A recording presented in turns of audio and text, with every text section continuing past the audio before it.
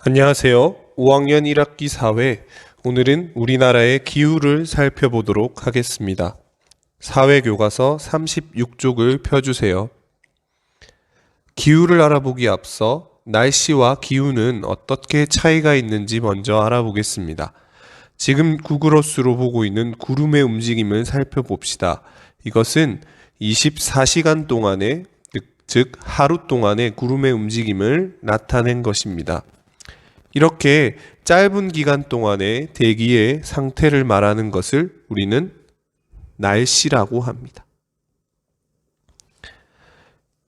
이렇게 짧은 기간에 구름의 움직임을 표시하고 대기가 어떻고 기온은 어떻고 비는 얼마나 오고 하는 것을 날씨라고 합니다. 그래서 우리가 뉴스에서 날씨 예보라는 표현을 하죠.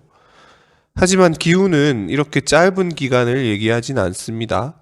아주 많은 날씨, 즉 1개월, 2개월, 3개월, 즉 한 2, 3개월 동안의 날씨의 데이터, 자료를 모두 모은 다음에 날씨가 여러 나오겠죠. 하루, 이틀, 사흘 뭐 이런 식으로 쭉 모인 날씨들을 한 군데에 데이터를 다 모은 다음에 평균으로 나타내는 겁니다. 평균. 그럼 기온이 얼마고 이런 평균이 나오겠죠. 숫자를 다 모은 다음에 이런 평균을 대기적인 상태, 이 평균의 대기 상태를 기후라고 얘기합니다. 그렇다면 이 기후에는 어떤 것들이 들어가게 될까요? 네, 이 기후에 포함되는 데이터는 대표적으로 기온. 자, 이 기간 동안의 기온은 평균 몇 도 정도 된다. 또는 바람의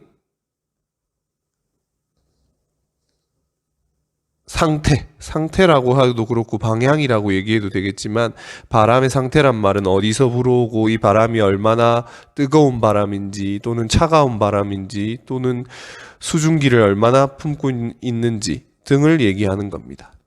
그리고 비와 눈의 양도 기후에 포함되죠. 이 대표적인 세 가지를 가지고 기후를 얘기할 수 있겠습니다.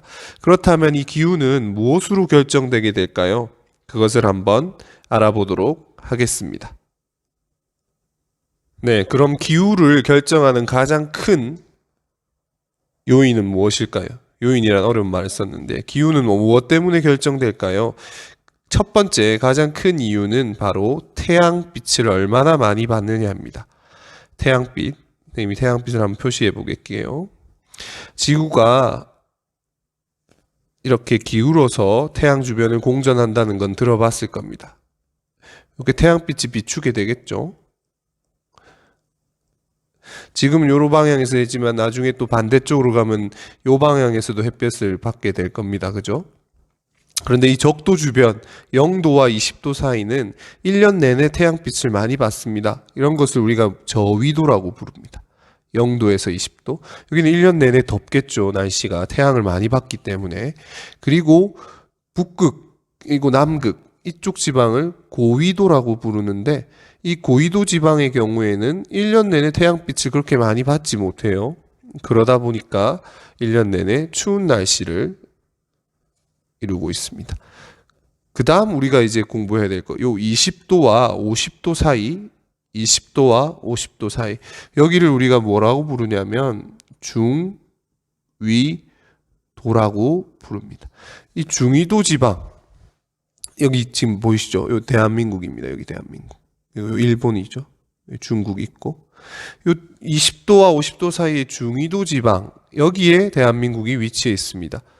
아까 얘기했듯이 저위도와 고위도는 1년 내내 태양의 양이 많거나 아예 적거나 이렇지만 이 중위도는 위치에 따라서 어떨 때는 태양을 많이 받았다가 어떨 때는 태양을 적게 받거든요. 그렇기 때문에 무엇이 나타나게 될까요? 네, 맞습니다. 중위도 지방의 가장 큰 특징 중에 하나, 사계절이 생긴다는 거죠.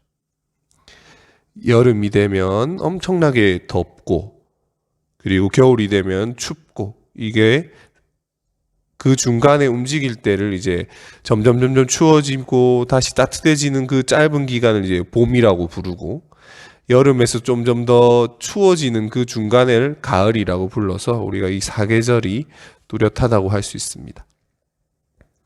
네, 이렇게 태양의 양에 따라서 기후가 달라질 수 있다는 것 우리가 한번 알아봤습니다.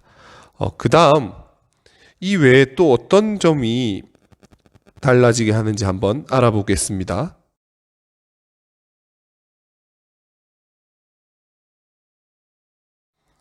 네, 지금 우리나라 지도와 그 주변을 보고 있습니다. 태양 외에 또 어떤 점이 우리 기후를 바꾸게 되는가? 물론 태양과 다 관련된 거지만 그림을 한번 보면서 설명해 볼게요. 먼저 방위에 대해서 한번 적어 보겠습니다. 방위. 여기가 동쪽이죠. 동, 서, 남, 북입니다.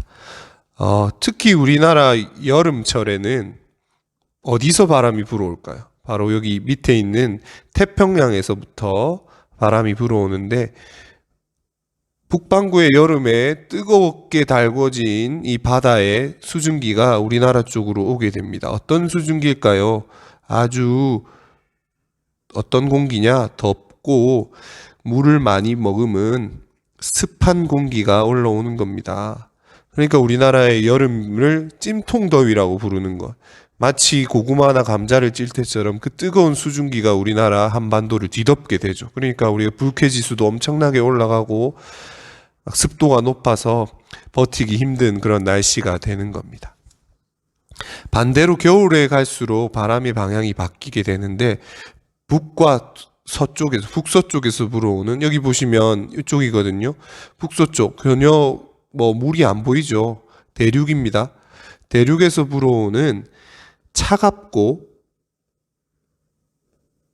건조한 바람이 불어오게 되는 겁니다. 그래서 기온도 많이 내려가고 건조하게 돼서 이제 특히 산불 조심을 하라는 이유가 그겁니다.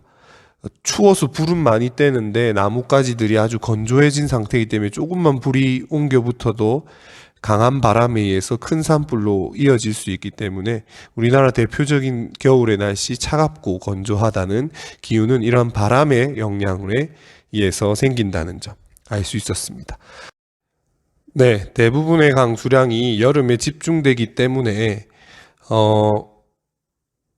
우리나라를 물 부족 국가라고 얘기하는 게 여름 같은 경우는 비가 엄청나게 많이 해서 물이 남아돌 것 같은데 왜 물 부족 국가냐? 여름에 비가 집중되기 때문에 이 비를 얻은 게 모을 수가 있는 게 아니라 다 바다로 떠내려가 버리는 거죠. 그리고 나머지 계절엔 비가 거의 오지 않는. 그래서 옛부터 우리 조상들도 이 가뭄 때문에 고생을 많이 했다고 합니다. 그래서 지난번에 보았던 댐이나 이런 저수지 같은 것들을 많이 만들어서 물 부족에 대비하기 위해서 옛부터 많이 노력을 했다고 합니다.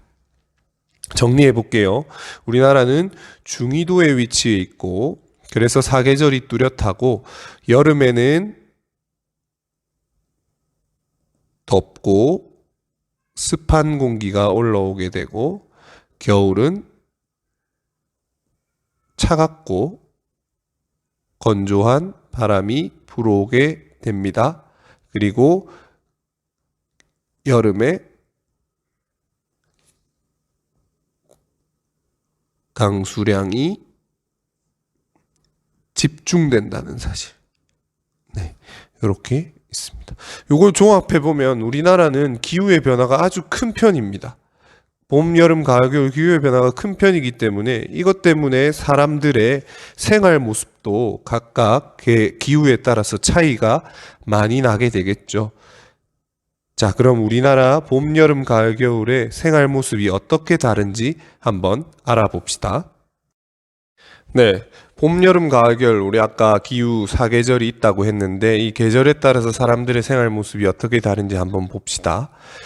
네, 겨울에 움츠렸던 추웠던 날씨를 이겨내고 이렇게 따뜻한 봄철이 되면 새로운 꽃들이 이렇게 피어납니다.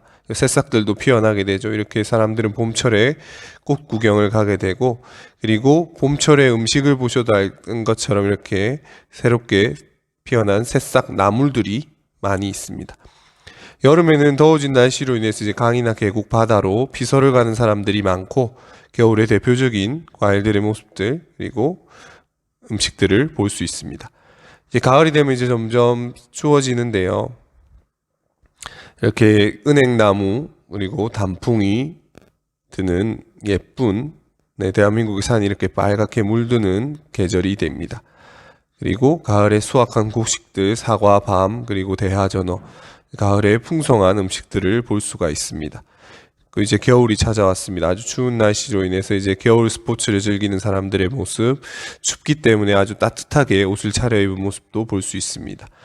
굴이나 귤 같은 겨울철 음식의 모습도 볼 수 있을 거예요. 우리나라의 기후의 특징 중에 아까 선생님이 언급했던 것 중에 다시 한번 확인해 볼까요?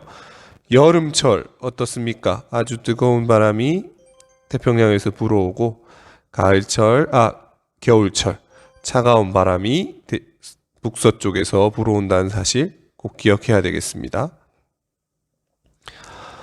근데 지금 기후변화가 아주 심각한 우리 문제로 드러나고 있어요. 기후변화 보시면 우리나라가 지난 100년간 평균 기온이 1.5도, 에게 1.5도 아무것도 아닌 것 같이 보여도 평균입니다.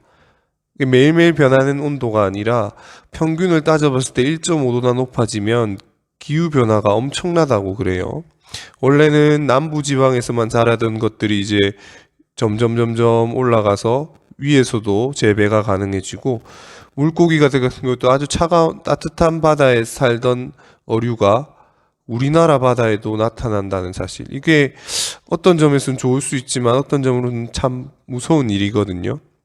그래서 이런 생산지에 변화가 생기고 있다는 거, 한라봉이 점점 보이죠? 김제까지 올라갔어요.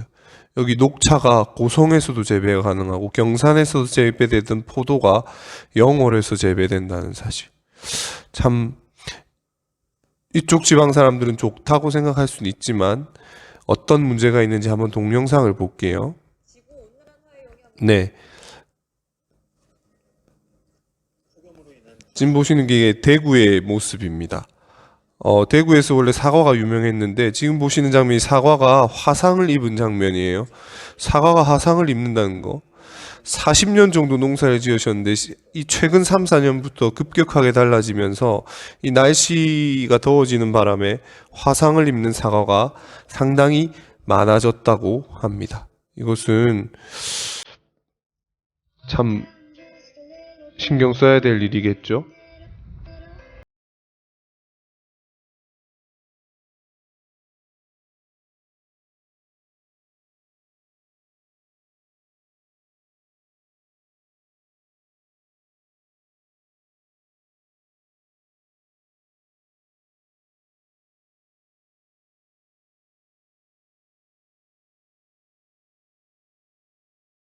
님이나 선생님 부모님들이 많이 먹던 명태를 지금은 볼 수가 없게 돼버렸어요. 우리나라에서.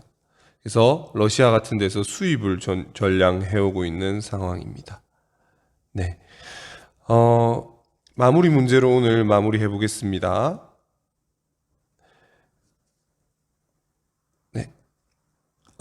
이렇게 짧은 기간의 대기 상태를 말하는 것을 뭐라고 했죠? 네, 날씨입니다. 그리고 오랜 기간에 나타내는 대기 상태를 기후라고 한다고 했습니다. 네, 정답 확인해 볼게요. 맞죠? 두 번째, 다음은 우리나라의 어느 계절에 불어오는 모습일까요? 북서쪽의 대륙에서 불어오는 차가운 공기 하면 뭘 생각해야 되죠? 맞습니다. 겨울입니다. 다음, 마지막 문제입니다. 너무 쉽겠습니다. 봄에는 꽃 구경을 하고 나들이를 합니다. 꽃 구경하는 장면 어디 있을까요? 여기 있죠. 여름에는 계곡, 네, 여름의 모습. 겨울에는 스키나 눈썰매를 타기도 합니다. 그리고 가을에는 곡식을 수확합니다. 네, 가을하면 곡식을 수확합니다. 확인해 볼게요. 네, 이렇게 마무리를 했습니다. 네, 이번 시간에 우리나라의 기후변화에 대해서 배워봤습니다. 다음 시간에는 기후 중에서 우리나라 기온의 특징에 대해서 더 구체적으로 공부해 보도록 하겠습니다. 수고하셨습니다.